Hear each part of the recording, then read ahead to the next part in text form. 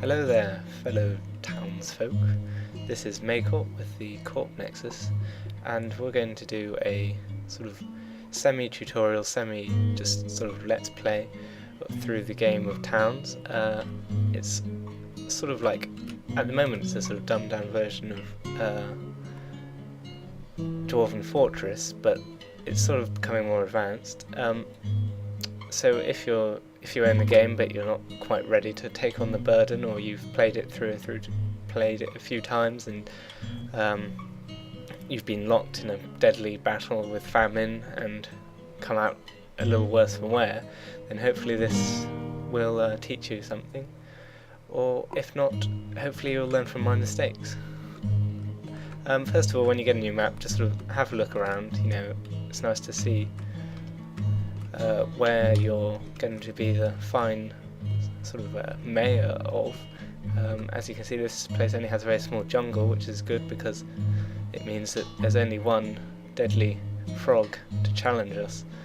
But the most important thing is to find some coal and iron, and it's important that there's 4.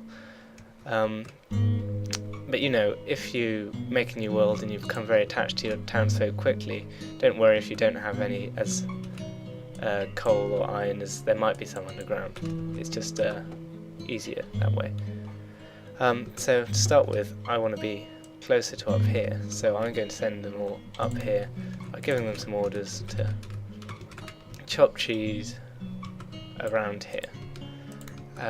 And then you can create these stockpiles, and they will take the resulting wood from here and put it on the stockpile. But of course, what's most important is feeding your people, because if they're not fed, then they die, and nobody likes to be a mayor of no people. Where are they? Well, they're not the fastest of people, so let them stroll across their new home.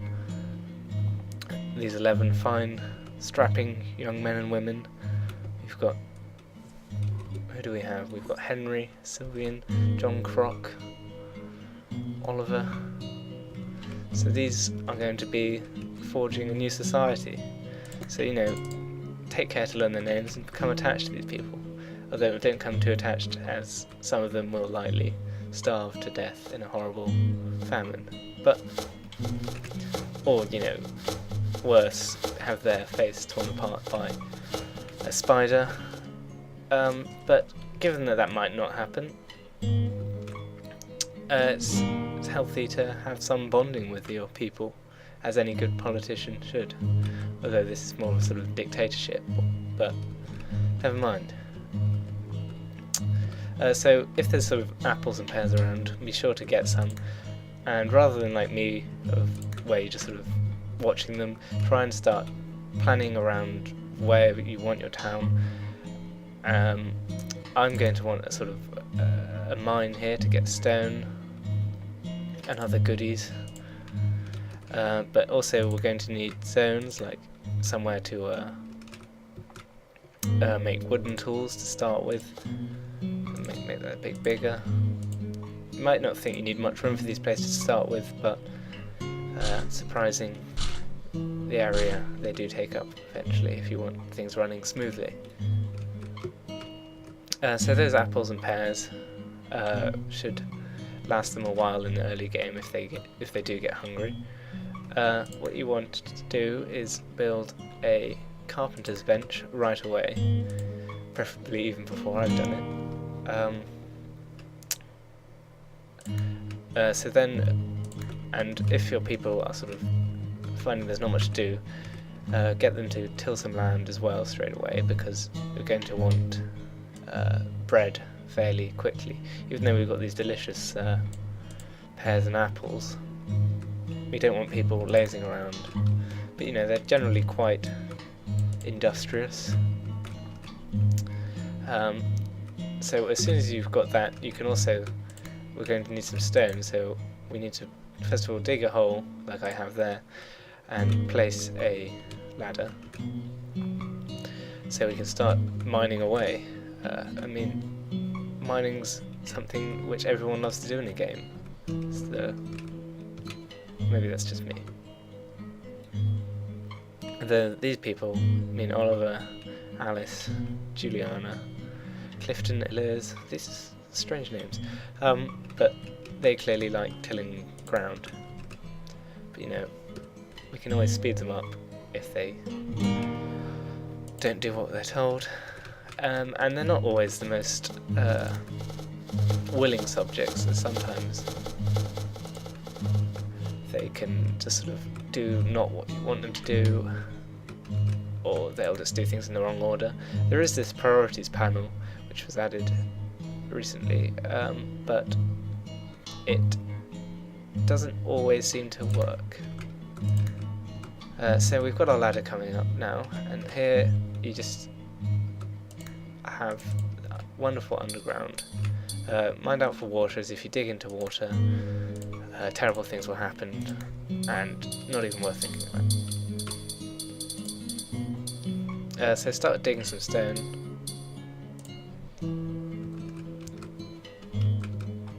And then we can get a carpenter's bench. And these will allow you to create different things. Leave some room between your buildings as well, because you'll probably want to put walls in eventually. Because that allows people to make things more efficiently. For some reason they don't like working outside. I mean, I guess it's fair enough. I mean, it's probably quite windy. And no one likes to be making sort of be working away in carpentry, and then suddenly a chicken is sort of interrupting you. We need a stone hammer to get our mason's bench up and running. So then we can start making some delicious bread in our ovens.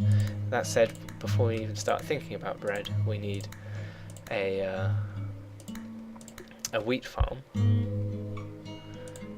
So these just require wood, so it's an easy way at the start of the game to get some actual food production rather than just harvesting apples and pears.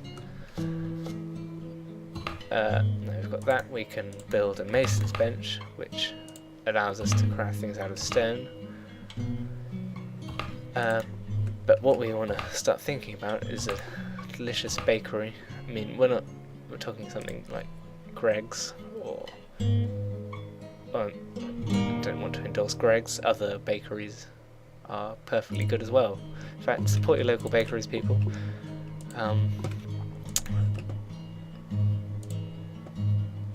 So we want a baker's oven and a baker's table. Sybil is, we've already seen, is going to be quite a lazy person. She's just fallen asleep in a wheat field, in a half-constructed wheat field. Oh, they've run out of wood, that's why. So try and keep your people active in the early game, so though it's important to give them leisure time, you know, we don't want them to be feckless, lazy, or otherwise they're just going to sort of starve themselves to death, and you know, nobody likes that. And also I like to trim the bushes, as the saying goes. Anyway, we need some sort of bread production, so we'll put in an order for 5 to start with. Oh god.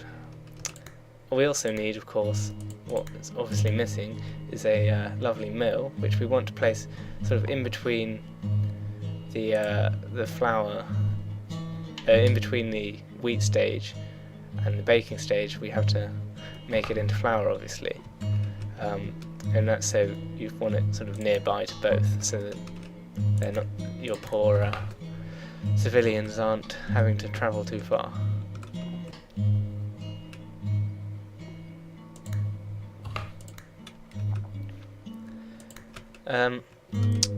While they're doing that, we can start mining out a bit more, and also chopping down these wood. Don't be too afraid about, you know, just leveling the whole place, because the trees miraculously grow back most of the time.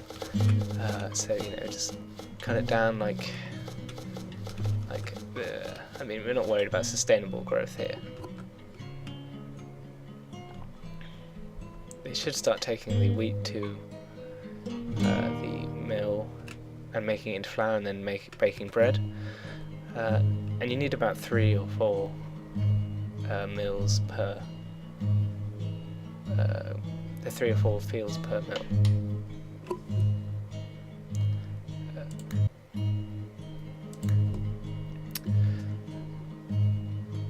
As well as baking all this bread, we want to start storing it more efficiently. As you see, these sort of things, you just place it on top, but if we put down a nice prepared food barrel, they can start storing it in more stuff in one place. So we see who's on the job here. Maria Leiborg, from the Leiborg family. Very common name. It's going to make us a prepared food barrel, and here we go. If we disable all before people start putting things in, and then just allow bread in there, and if we put it up to 10, it should be filled with delicious bread before we even know.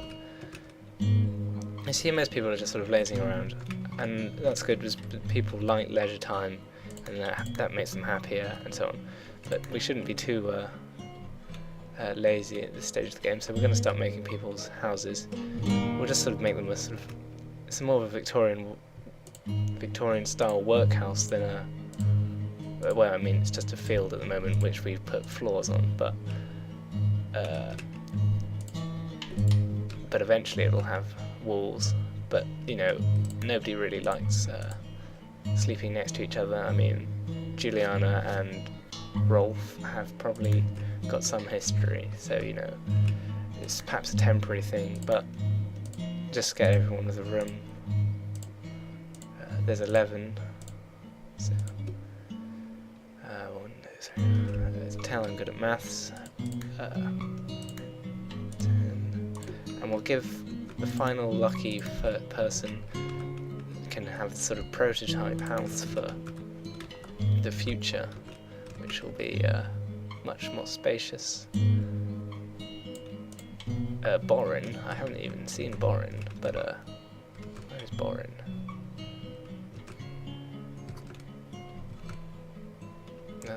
Borin's there, he's just having a chat with Francis. Anyway, now we've got some bread production up. We want to start getting more trees cut down. I mean, it's quite a way for them to travel, but we want them to have actual beds to sleep in. We'll give it to Borin first, you know, he's been such a fantastic person so far. So that obviously requires quite a lot of wood, but it's worth it, perhaps. I mean, nobody likes sleeping on a hard, cold wood floor. And as well as that, nobody likes eating just, you know, in their hands. So we're going to give them a dining room where they can relax and eat. Well, I don't think people really want a stone chairs and tables. I mean, I would be very disappointed if I had a stone table just sort of carved out of rock. Actually, that could be quite impressive in some cases, but you know, I think a nice wood finish is perhaps more suitable. We seem to be running low on pears and so on, so we'll go tell them to get some more. All these lazy and feckless people. We could also get another mill up and running.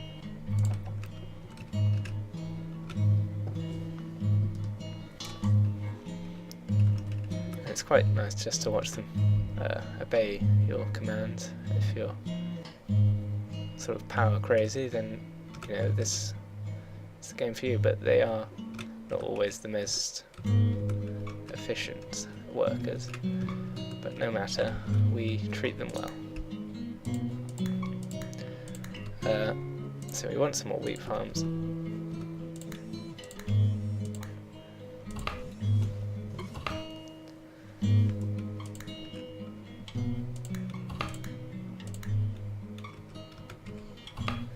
The beds should be eventually up and running. Oh, we've run out of wood again, it seems. But you know, just level huge plains of forest. The Greenpeace might not be happy, but these people have got to live somewhere. And you know, I mean, these might be valuable mahogany trees. Well, they don't really look like mahogany, but they're just trees. So they'll have to do. Of course, the priority is wheat and bread, as we don't want our people to starve.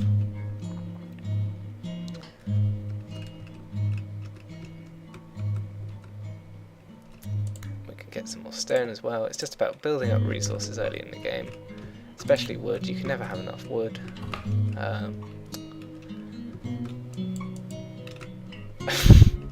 can never have enough wood. But equally, you can never have enough bread. I mean, they don't seem to be cooking any, but we'll tell them to put on some more. We could, but I guess 10 is enough for 11 people. What's the worst that could happen? So this is a sort of still an early in development game, but you know, it's quite fun. And if you invest in it now, you're helping the developers to further the game, and they're going to further it anyway. So, and, you know, eventually this will be cutting edge graphics. Well, I mean, already clearly it's cutting edge graphics and animations.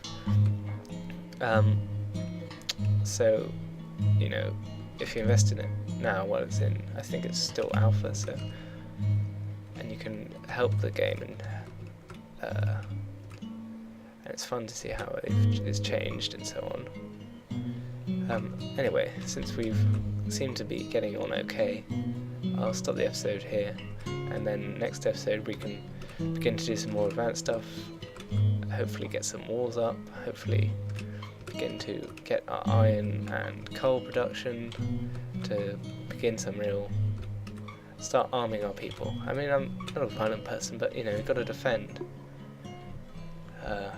Or in this case, go into other places, invade them and take their resources, but you know, it's a thin line. Anyway, we'll see you soon.